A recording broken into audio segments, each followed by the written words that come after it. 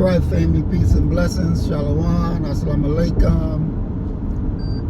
How's everybody doing today? 1 mile. Use the right 2 lanes to take We thank you for coming out and checking out the video today. I can't thank you enough for sharing with me your time and your energy. And if you like the video, please, of course, share so that we can enlighten people to our message, get our numbers up. But today, we're going to continue on the conversation about the presence of God, the presence of the Most High, and did He leave us in the lurch? Did He drop us? So we got to remember as well that Satan was given time to rule. He was given time to rule. He was given time to do his work, to show his quote-unquote ability to inflict, to enforce his way. God gave him time to allow him to do this. Some may say, well, why would a good God allow for the make of Satan? Why would a good God allow a satanic force, a satanic being to come into existence? Why would He do this? Simple. Everything starts within us, right? There could not be no other people on the planet if it was not for you and I. We are the mothers and fathers of life as it is. But the God knew in us that we were not in our perfected state. And He wanted us to see what evil, given power, would do. And after suffering under evil, that you would not go or slip into something that is not good. He wanted you to see the full range of evil unchecked. So if you remember, God is having a talk with Job. God is having a conversation with Satan. And He says,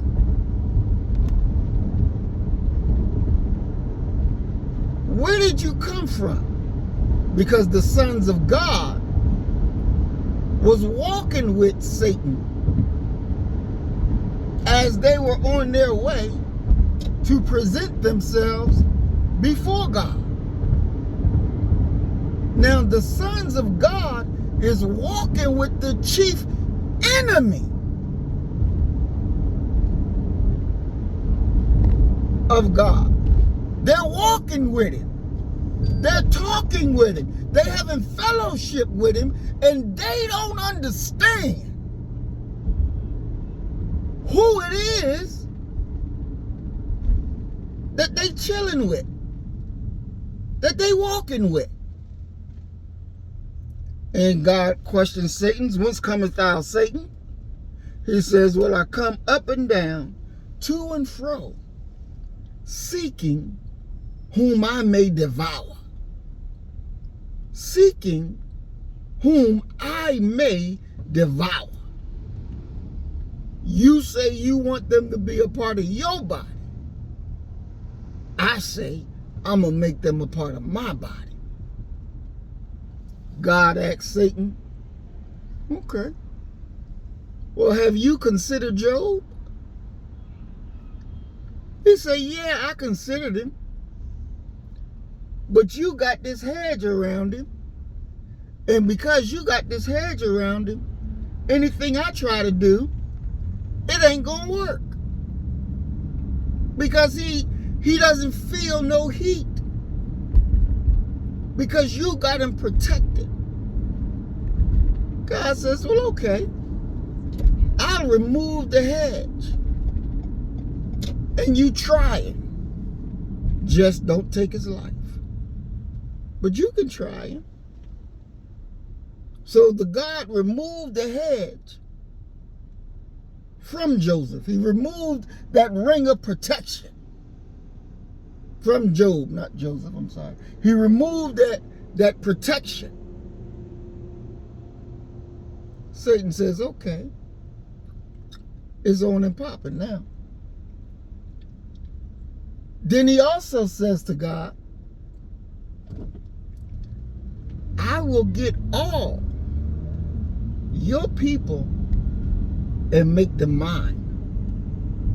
I'll get every last one of them. The God says, oh, really? So Satan says, respite me till the day that they are raised. Respite means give me a break. Let me run free until the day they are raised. God said, okay, I'll give you that. Go ahead. Do your work. And then Satan said, I'm going to make all of them cuss you. I'm going to make all of them turn on you. And the God says, go do what you got to do. Whoever decides to follow you, to be with you, I'll feel hell with you all.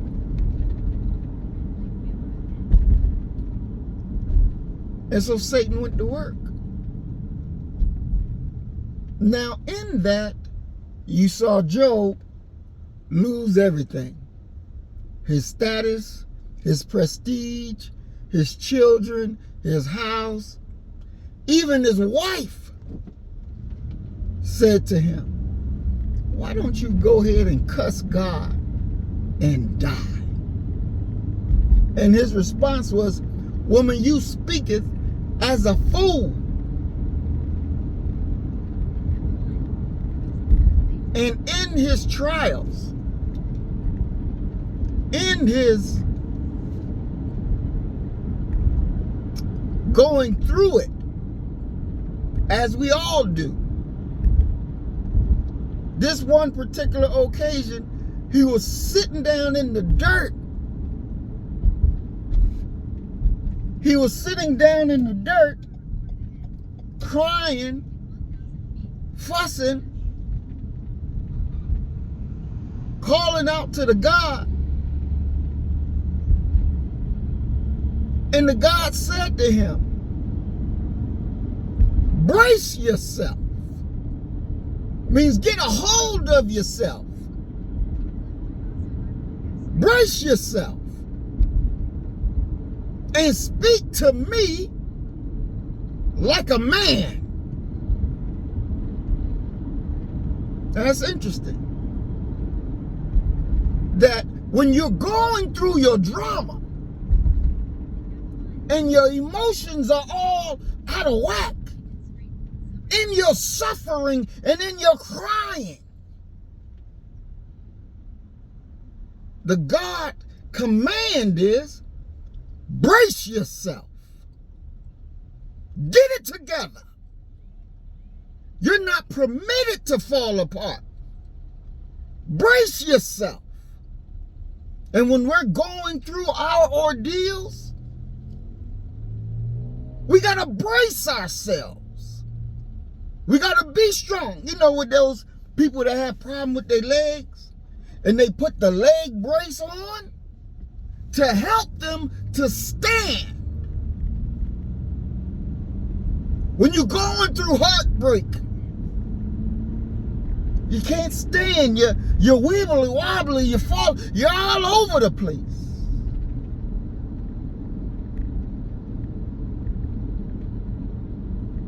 Because you're not firm. You're like a weed blowing in the wind. And the God instructs us to brace yourself. Get it together. You know, heartbreak, that's the worst thing. I don't wish that on a cracker. I don't wish that on nobody. Because literally, a person can die. A person can be suicidal. A person can be crazy and decide I'm gonna kill. Dealing with heartbreak.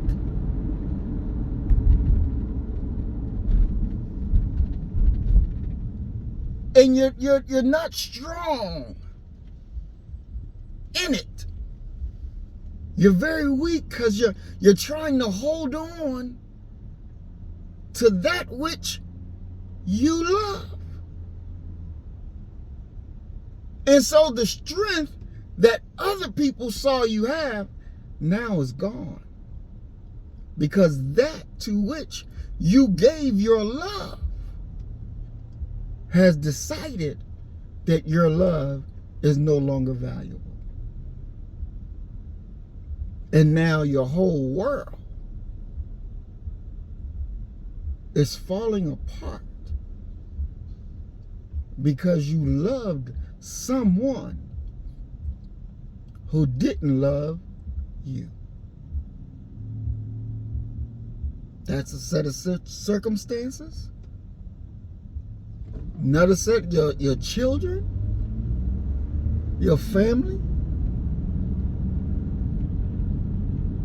just trying to stay afloat, and the stress, the strains of life begin to pile on you,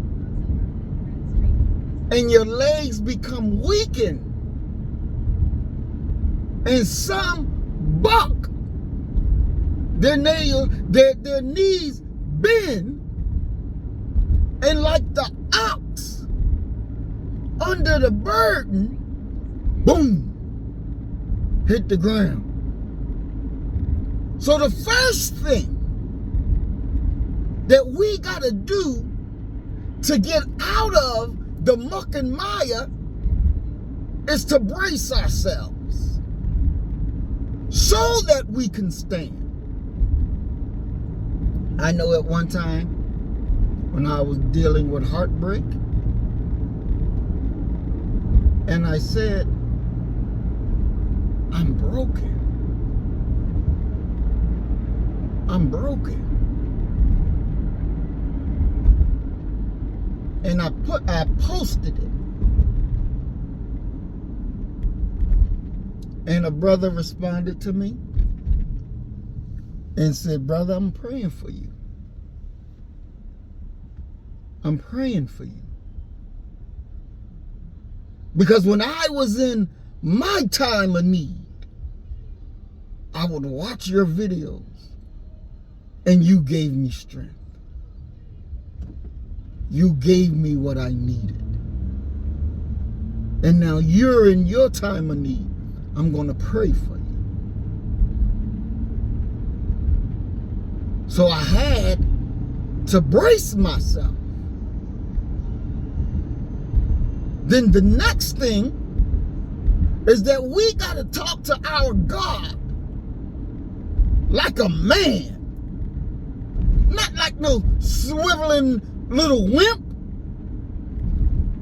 but like a man.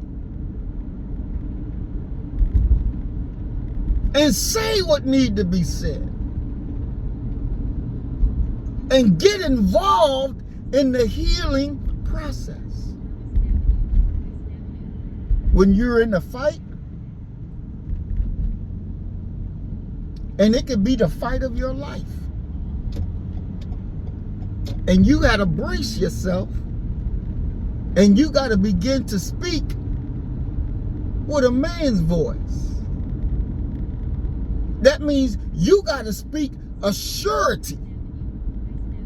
You got to speak with strength, conviction, and know you're going to be successful. You're going to come out of this on the winning side. Confidence that your God, he has your back. That he didn't leave you. That the trial that you're going through is part of the process to check where you are so that you can analyze yourself, make the needed corrections, and go out there and conquer. This is what has to be done. And so in the email, the brother said to me that the Most High isn't real because I haven't done a thing and people are judging me for it and making fun of me. And let me say this. When you see and understand that none of these people have the authority or have the ability to make you, to create you. None of them. So weak are they. And weak are the words that they speak. Because they don't define you. They don't define me. You do that. You define who you are. Not nobody on the outside. Why would you give them that kind of power and authority over you? Why would you do it? Why would you bow down to them and fall apart? Because they slapped you with a label. Hell, ignorant niggas been slapping labels on me, but that don't define me. That's their lives. I am the truth. The life I live is the truth. They don't define me. And they don't define you unless you give them that authority. See, I don't give them that authority. My God defined me, and it's time for me to live how he defined me. And that's just a decision that you make. Another brother said, because he was talking about, trying to stay out of trouble. And I said, well, you can be good. That's not hard to do.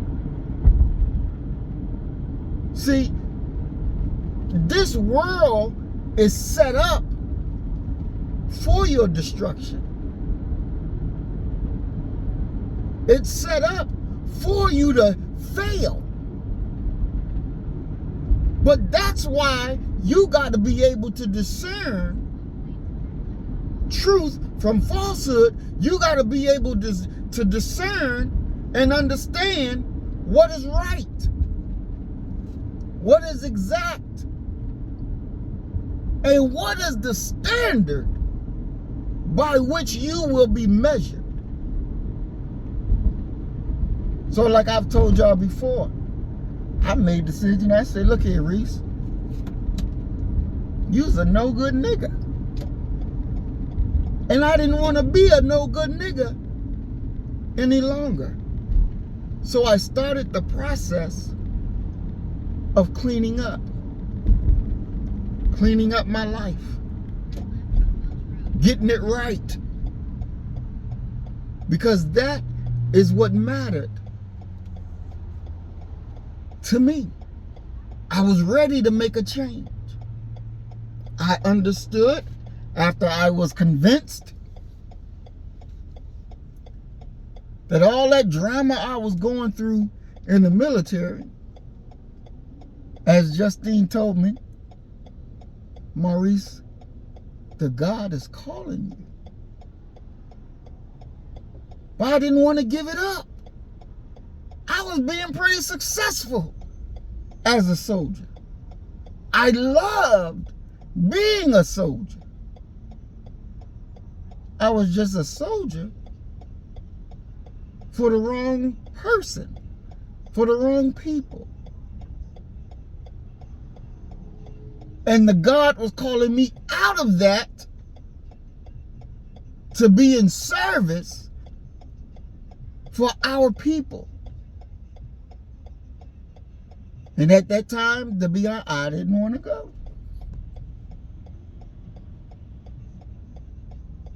But he was rocking that boat. I remember me and, I don't remember the sergeant's name, but we were going from Fort Campbell to Wright-Patterson Air Force Base. And I was driving. He was in the passenger seat. And man, I was rolling. I was eating that highway up. I was rolling. Police come down, woo, pull me over, take me to jail for speeding, because I was really, really speeding. And, you know, you're in the military, so you ain't supposed to be doing nothing like that. You about to be in some trouble. You about to be in some trouble. So he says to me, after we go, I get locked up and, you know, he helps me to get out. And he said to me, Jonah,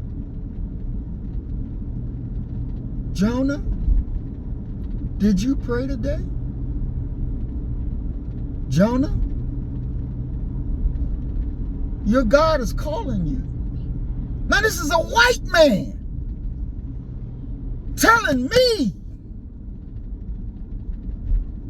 that my God is calling me. Jonah, did you pray today? And when he said it, it was going in and out. But he knew who I was, my role, before I did. I had a drill sergeant in basic training says to me, why are you here?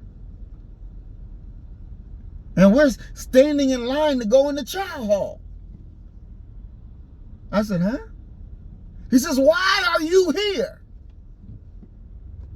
I said, to be a soldier, I'm thinking it's one of those type of questions. He said, you're wasting your time. That's what the white man told me. You're wasting your time. I'm 19 years old. You're wasting your time. You don't belong here. You should be OCS, Officer Candidate School. Not here. You're a leader. What the hell? See, we got to know and understand who we are 24/7 and what we are called to do.